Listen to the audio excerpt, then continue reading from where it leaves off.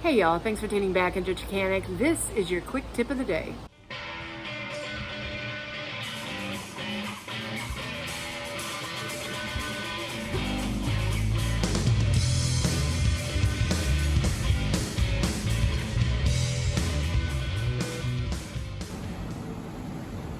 So we got a Predator 2000 inverter here from Harbor Freight. Customer brought it in because it wasn't running correctly, and my mechanic just pointed this out to me, and I think y'all are going to find this quite interesting.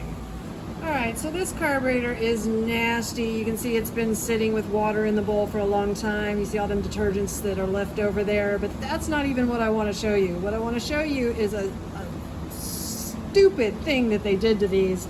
And if you pick in the fuel inlet hole here and pull this out, check this out.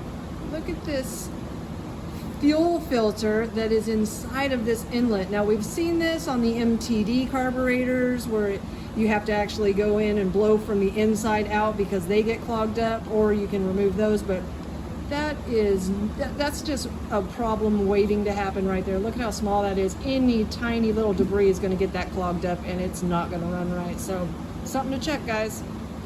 So hopefully this video saves you time, money, and frustration in the future. I did want to add, I get a lot of people asking me about the tools that I use. I do leave links in the description box below to everything that you see me use. So go check those out if you want to.